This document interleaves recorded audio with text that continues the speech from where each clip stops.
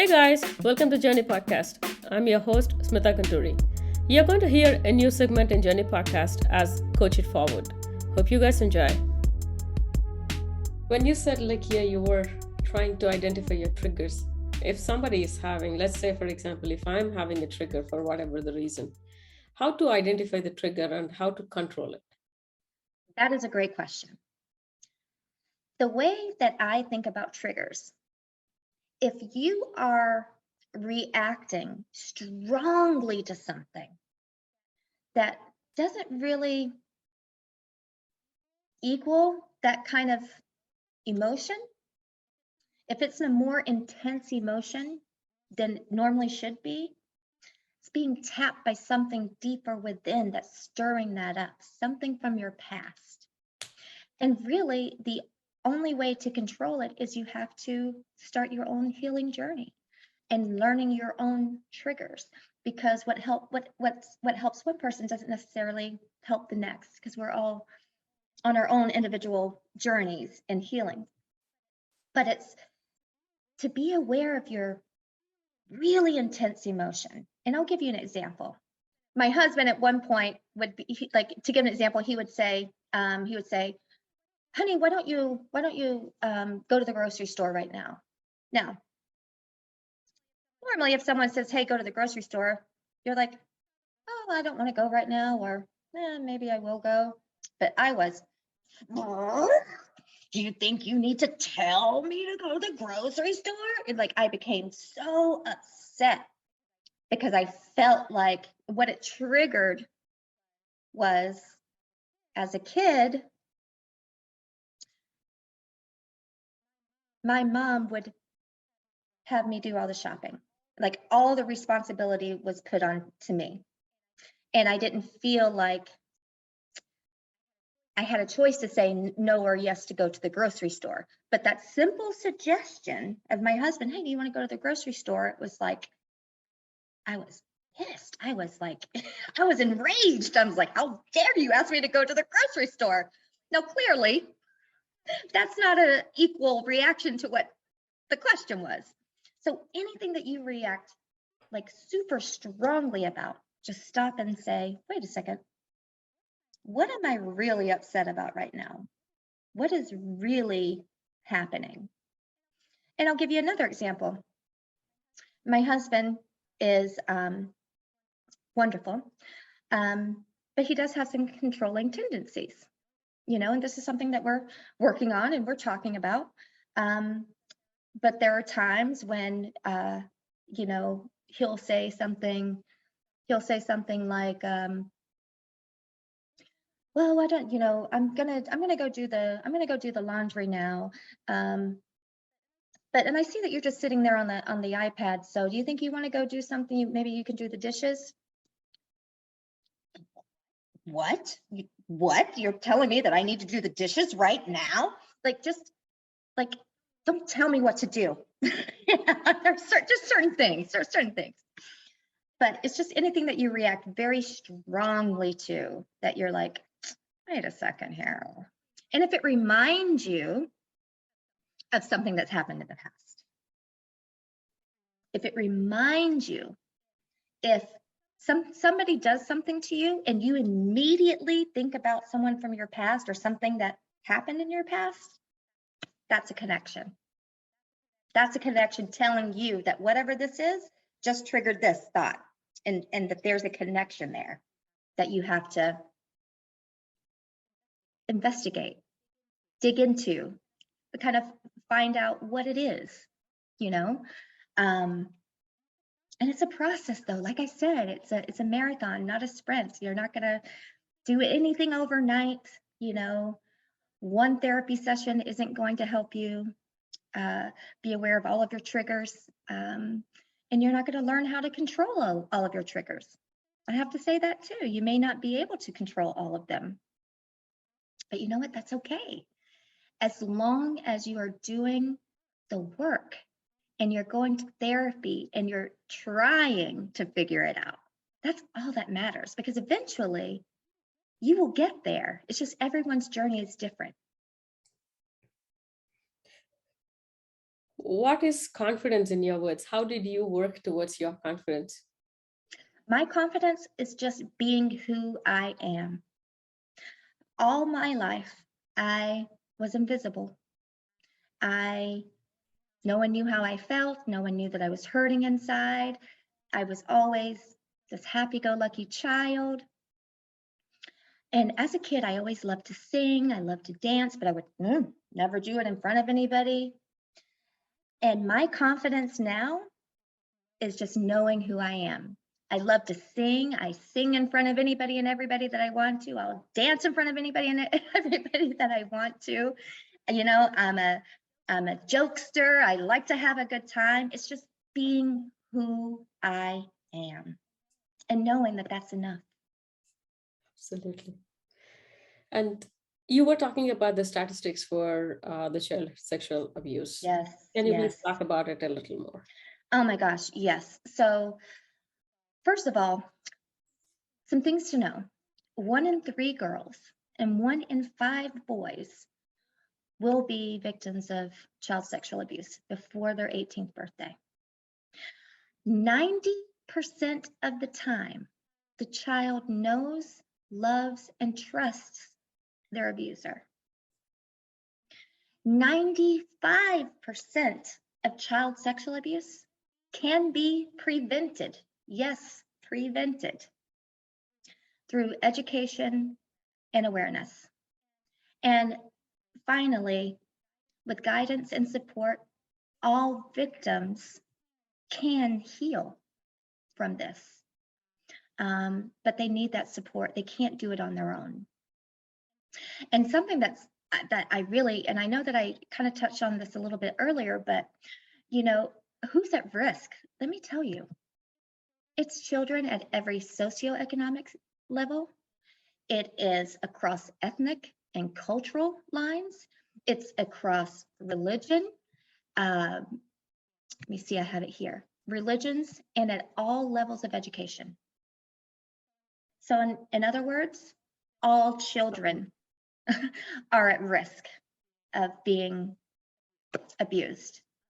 You know, and there are signs and symptoms that you can look for, and maybe that's something that we want to discuss in maybe a future episode. We can really go into those details because there are a lot of things to look out for. But you know, the one thing that I absolutely must touch on is that when it comes to prevention, one of the first things that we can do as parents is not force our children to be affectionate with anyone, especially family, because that creates in that child's mind that they have no say over their own body. You have family members, you go to a family gathering, go hug your uncle so-and-so. It doesn't matter if you want to hug them or not. That's where it starts. That's where children learn that they have to do whatever adults tell them to do. So we have to start now. And if our children say, no, I don't want to hug that person, so be it.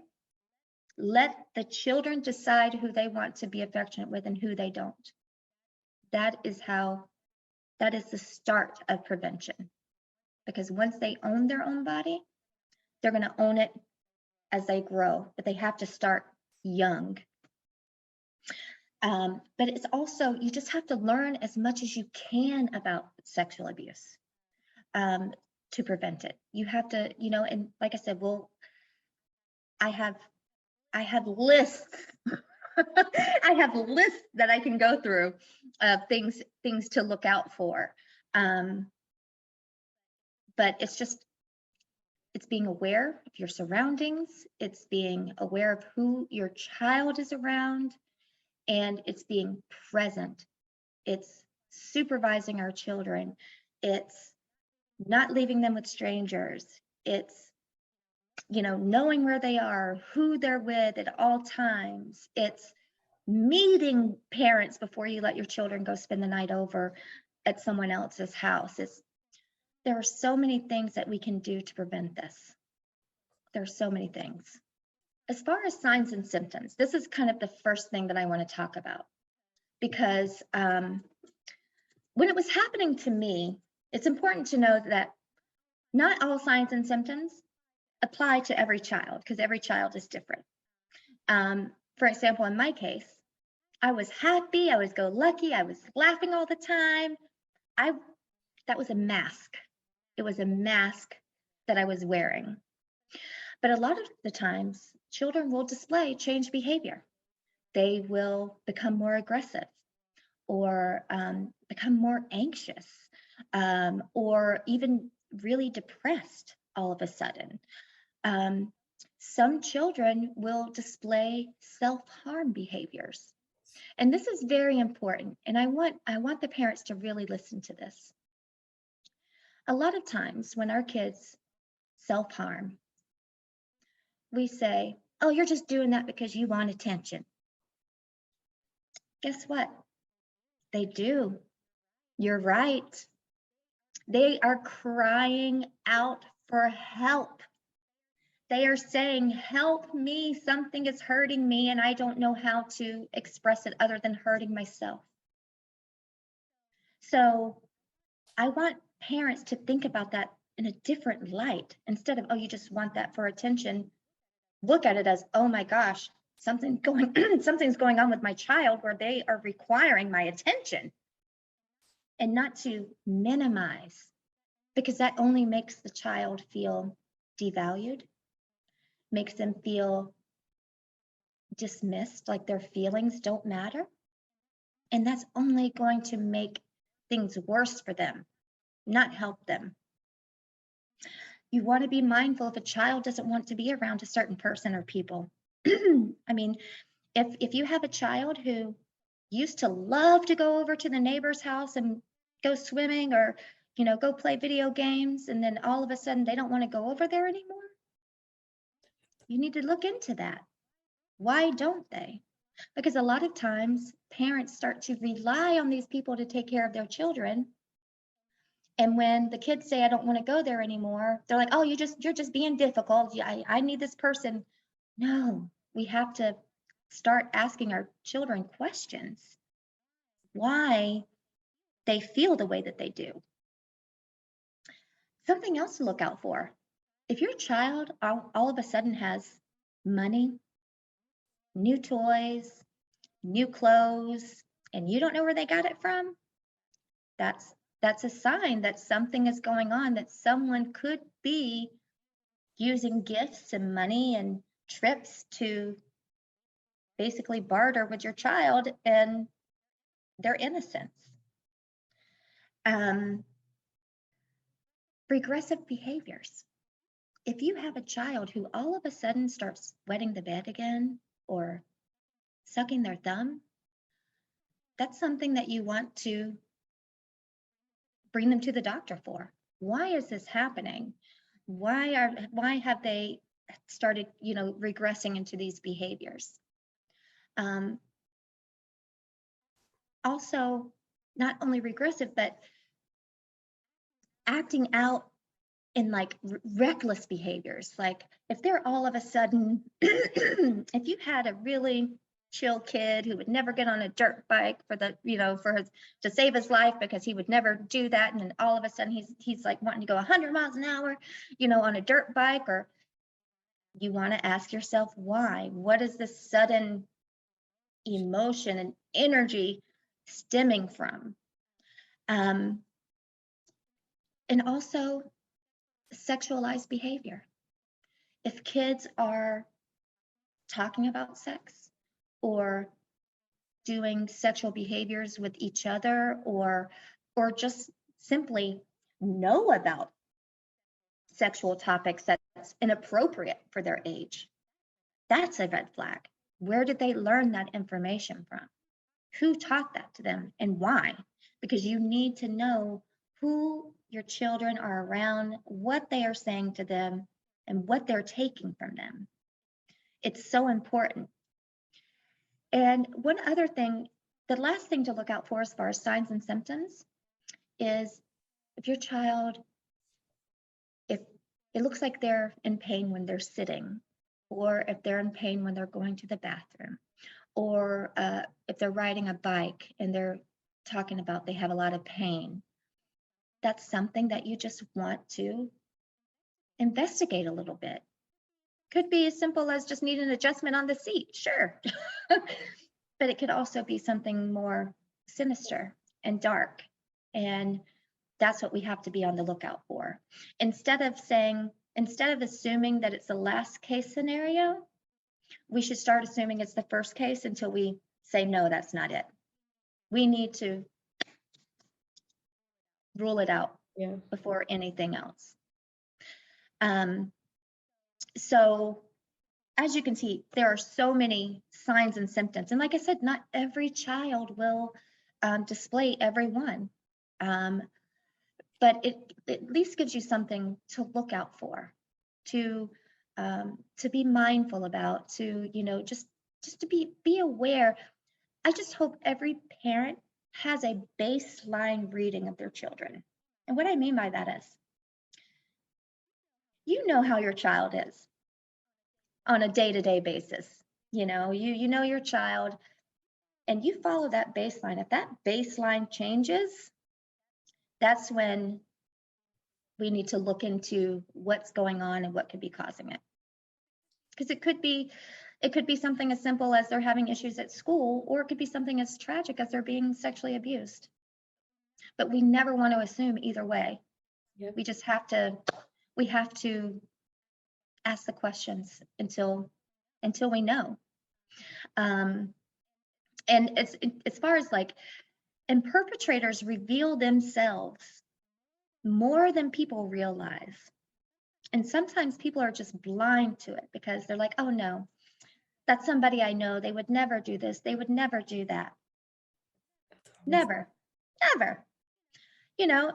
And some things to look out for, if, that a perpetrator could possibly be grooming a child is, do you notice an adult that's just paying a little bit too much attention to an emotionally needy child? You notice an adult who just, as soon as the child is, needs something, they're right there, just, it's odd. If it's not their parents, unusual. Perpetrators will accidentally expose themselves, whether it be they're changing or they're in the pool and then all of a sudden, oops, I don't know how that happened. If you ever notice that that's happened around your child, that's actually a grooming technique used by adults to desensitize the children into what it is that they want to eventually introduce them to. If somebody, and this was actually a red flag that my uncle displayed, openly praising nudity as normal. My uncle would say, I don't know why you girls are worried about your breasts hanging out. Nudity, nudity's normal, nudity's beautiful.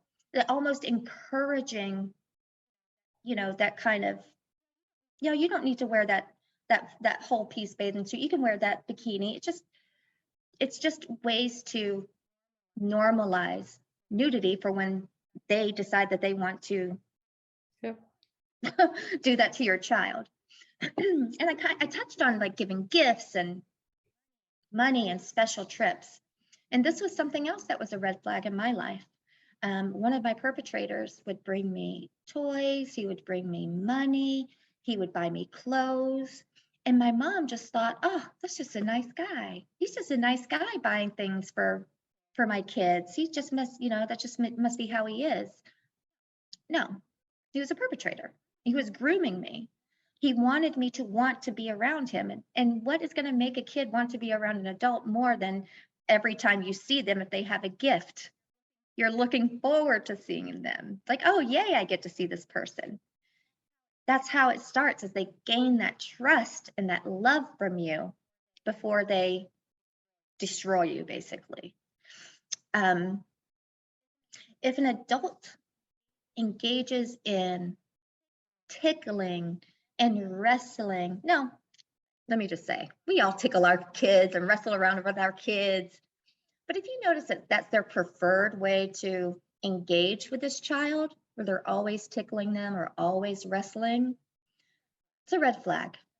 That's something to look out for, because it could just be a way of accidentally touching areas, accidentally rubbing areas, because they're just wrestling and tickling and it's just an accident to the kid, right? This is something else that happened to me as a child that was a red flag. If an adult wants to show your children adult films or magazines, that's another red flag. Again, desensitizing them to adult things by showing them these things. And the more you show them, the more comfortable they become with it and the more vulnerable they become. Again, this was also a red flag. And as I read this and I'm going through this, I'm like, dang, Mom, so many of these. So asking the child, if you have an adult asking a child about their sexual development or anything sexual that's inappropriate. One of my perpetrators, made the comment about my breasts filling out. That's like completely inappropriate to an 11-year-old. And my mom was standing right there. And instead of her saying, no, no, no, no, no, you don't say that to my daughter. You don't need to look at her that way. She made it a joke. And she laughed. And then I laughed, because if Mom's not mad, why should I be mad? And then again, it normalizes, oh, it's okay for an adult to talk about my body. Yeah, that's okay. Mom said it was okay.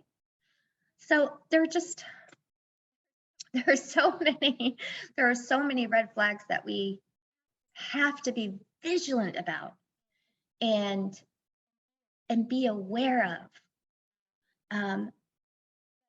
But it's all about prevention. And this is where I hope everyone is listening and making notes, writing notes, recording this or whatever.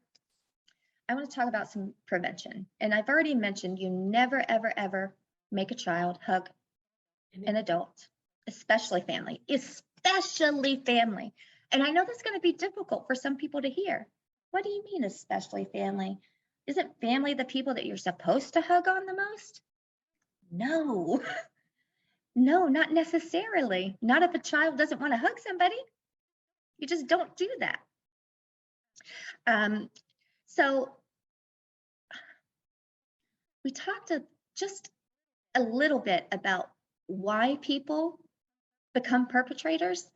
But before we even get to that, here's some things that parents can do. They need to teach these 5 safety boundary rules to their children. Number 1, no one can look at the private parts of your body. No one can look at the private parts of your body. Number 2, no one can ask you to look at their private parts on their body. Number 3, no one should touch the private parts on your body. Number 4, no one should ask you to touch the private parts on their body. And number 5, no one should show you pictures of private parts or ask you to show them pictures of private parts. So those are very basic, but powerful, because you have to be direct with the kids and let them know that this is their body.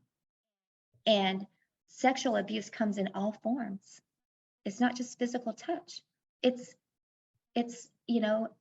showing them adult magazines or adult films. That's abuse. That's abuse to a child.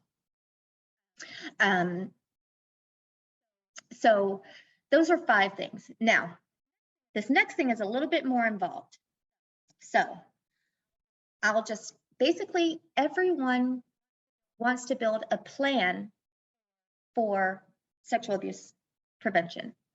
And when I say plan, I need to say that this is taken from lawrencekids.org. Lawrence Kids is an organization that is very near and dear to my heart. So I do use a lot of their resources when I'm talking about prevention. And when I say plan, I want you to write this out. PLAN, plan. The P in plan is permission. Teach your child that they should always have permission. Let me open this up so I can read it better. There we go. Teach your child that they should always have permission from the trusted adult who is in charge before they go anywhere or do anything. So this is prevention, like you're in your home, where it starts. Your child has to ask permission from you before they go anywhere. They can never just, sure, go out and about wherever you want to go. L is for location. Before going anywhere, it is important for a child to tell their trusted adult the location where they will be.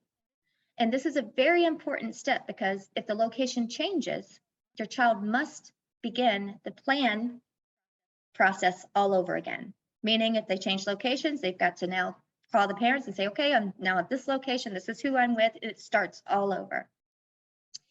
A is for activity. More specific than location, A in plans tells the trusted adult about the activity the child will be doing. So you want to know, are they going to a theme park? Are they going to the park? Are they going to the movies? You just want to know where they're going to be at all times. And then finally, for the N, it's names and numbers. All children should have at least 3 names and numbers of a trusted adult that they can reach out to in the event that they are in a dangerous situation or harmed. And with these 4 steps, that is the foundation to creating prevention, because it's all about being aware of where your child is, who is around them, who has access to them, and what they are doing. That's what it's all about. That's what it's all about. And, you know, the final thing that I really want to say about this is, and this kind of goes back to what we were saying earlier, we need to keep the lines of communication open with our children. They need to know that they can come to us and talk to us about anything and everything, and that there's absolutely nothing off limits. Yep.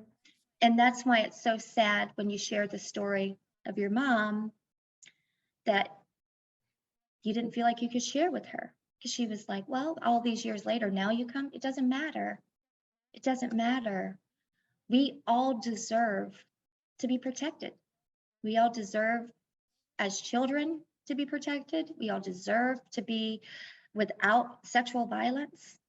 But it starts within the home and preventing it from there. And it's important that they know that they can tell you anything from a bad dream to a fight with a friend and be specific to if anyone ever touches you in a way that makes you feel uncomfortable. Make it direct, make it so they know that that's off limits, that's something that, no, that's not supposed to be going on. We just have to keep the lines of communication open. And if you have a child that does disclose, I beg you, please, please be supportive. And here are a couple ways that you can do that. When they tell you what happened to them, simply say, I believe you. I believe you, because that goes such a long way, because that is the biggest fear that victims have. What if they don't believe me? And that's what prevents many kids from coming forward, because they're afraid that they're not going to be believed. Something else is you want them to know that you're glad that they told you. Don't make it seem like, oh, I can't believe you telling me this. I can't believe. Oh, no. I am so glad you told me this. I am so glad. And it took a lot of courage to tell me. Let them know how brave it is that they told you, because it is. It takes a lot of courage for children to admit to being victimized. And the last thing that you can really do is let your child know that we'll work together on this. We're going to do this together. I am going to do whatever I can do to help you. But it's also important that you let your child know that you do have to tell other people, because that's how, you have to tell other people so that they can get justice for what has happened to them. Because a lot of people, oh, I'm going to tell you, but you can't tell anybody else. I'm going to tell you, but you can't go get help. I'm going to. No, they have to know that that's part of it. That's part of the step of helping them, is to get other people involved. And so I hope with these techniques that I've shared with you, the prevention tips that I've shared with you, and some of the surprising statistics, that it will really open the eyes of many people, that still to this day, it's like society is so afraid to talk about child sexual abuse. They're so afraid, unless you're a celebrity or unless it's some big story that everybody wants to know about it. And that's why I'm here. I'm here to change that narrative. I'm here to say, no, I'm not a celebrity. I'm not some rich and famous person, but my story still matters. I'm still a worthy, valuable human being that didn't deserve that. And I don't deserve less recognition or less media or less press for the simple fact that I'm not a celebrity. I'm a human, and that should be enough. Okay, thank you for tuning in, and you can find me on all the socials at Smitha Gunturi and the show notes for any resources mentioned. See you next week. Take care.